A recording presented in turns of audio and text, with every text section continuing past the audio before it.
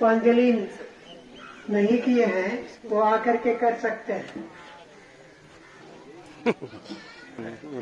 क्या आदेश करते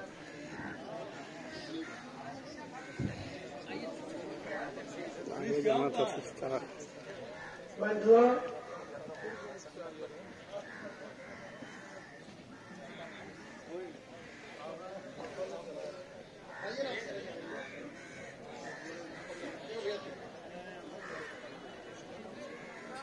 मंचस्थ सभी पदाधिकारीगण तथा आगंतुक सभी भाइयों और बहनों, बच्चों, फर्रा का एक डेरा यहाँ पर भी है, बिंदा डेरा, और हम लोग का 400 बीघा जमीन है। राजीव जी ने कहा कि मेरा ननिहाल है फर्रा।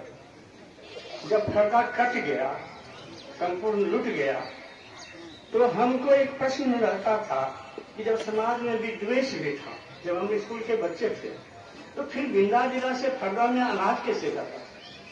आज मुझे इसका उत्तर मिला, क्योंकि यहाँ भागवत बाबू थे। कहा है कि आप विद्वासी बहुत से खून खराबा हुए, लेकिन इस एरिया में कोई खून खराबा नहीं हुआ। इसका क्या जवाब? तो सच्चा साम्यवाद और समाजवाद के यदि कोई थे तो वो भागवत बाबू थे। ज्यादा जरूरत समझी जाती है तब उनको भारत रत्न की उपाधि से नवाजा जाता है। जब देव बाबू जिन्होंने खून बहाया उनको भारत रत्न क्यों नहीं मिला अभी तक? कर्पूरी ठाकुर को इतने दिनों के बाद क्यों मिला भारत रत्न? ये सवाल उठाना चाहिए और इसके लिए आपको समाजवाद पैदा करना पड़ेगा, अपने आप को नेता बनाना पड़ेगा, चुनाव में अधिक से अधिक लोगों को खड़ा करना पड़ेगा और जीतना पड़ेगा, और तभी समाजवादियों की संगठन बनेगी। और आप जैसे तमाम लोग जिनको ये सत्ताधारी दल के लोग गजा मुरई और पिल्लू जैसा लोग समझते हैं, उसको समझाने की जरूरत होगी कि आप समझिए कि असली हम खून पसीना चलाते हैं, हम भारत के लाल हैं, हमको भारत रत्न मिलना चाहिए। यह मंदिर मस्जिद तोड़ने वाले को भारत रत्न नहीं मिलना चाहिए। इसलिए हम चाहेंगे कि भागवत बाबू की इस पुण्यतिथि के अवसर पर यह संकल्प लें कि भारत रत्न मिलना है तो हमको अपनी सत्ता बनानी पड़ेगी, सरकार बनानी पड़ेगी और लड़ करके यह अधिकार लेना पड़ेगा। धन्यवाद। समय को देखते हुए बेजोर बहुत सुंदर बोले सर।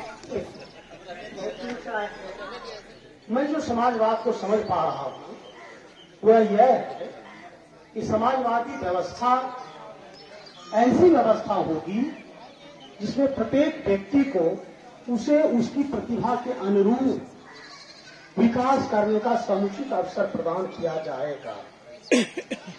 मैं समाजवाद को इस रूप में देखता परखता हूँ और बहुत लोग जननायक कर्पूरी ठाकुर जी को भारत रत्न दिए जाने पर प्रसन्नता व्यक्त कर रहे हैं। मैं भी प्रसन्नता व्यक्त कर रहा हूँ, लेकिन मैं कहना चाहूंगा कि भारत रत्न उनके लिए जो जननायक की उपाधि दी गई थी उससे वो छोटा है। क्या कार्यक्रम था? आज हम लोग मुंगेर जिले के बरियारपुर में भागवत बाबू की पुण्यतिथि के अवसर पर एक विचार गोष्ठी में भाग लेने के लिए यहाँ आए हुए हैं। विचार गोष्ठी का विषय है समाजवाद और भारत रत्न कर्पूरी ठाकुर। ये बड़ा ही विचार गोष्ठी जो है विवादों से भरा हुआ समझा जाना चाहिए, क्योंकि कर्पूरी ठाकुर बहुत पहले जिस समय मुख्यमंत्री थे उस समय उनको भारत रत्न की उपाधि नहीं दी गई, और आज एक राजनीति के तहत वोटों को लुभाने के लिए सत्ताधारी दलों की ओर से इस तरह का भारत रत्न की उपाधि से किन्हीं को नवाजा जा रहा है। और कुछ ऐसे भी लोग हैं जिनका कि समाज के संबंध में कोई योगदान नहीं है, उनको भी भारत रत्न दिया जा रहा है, जो निहायत ही गलत है। हमारा मानना है कि भारत रत्न वैसे लोगों को मिलना चाहिए जिन्होंने भारत की गरिमा को बढ़ाने का काम किया है, देश की एकता अखंडता को मजबूत करने के लिए काम किया है। उसमें यहाँ के भागवत बाबू का भी नाम आना चाहिए जिन्होंने समाज के लिए काम किया। अमर शहीद जगदेव बाबू का भी नाम आना चाहिए जिन्होंने नारा दिया था 100 में 90 शोषित है, 90 भाग हमारा है। उनको भी भारत रत्न मिलना चाहिए, मगर उनको नहीं मिल करके वैसे लोगों को मिल रहा है जो समाज में विभाजन पैदा करने वाले हैं। ऐसे भारत रत्न के कोई औचित्य नहीं है। वास्तविक तौर पर जो देश के लिए लड़े हैं, मरे हैं, खून पसीना बहाए हैं, उनको मिलना चाहिए। तभी भारत रत्न की उपाधि का सही मामले में उपयोग किया जा सकता है और उससे सम्मानित किया जाना चाहिए। आपका शुभ नाम? मनोज कुमार सिंह, पूर्व प्रखंड विकास पदाधिकारी के साथ साथ सामाजिक कार्यकर्ता भी रहे।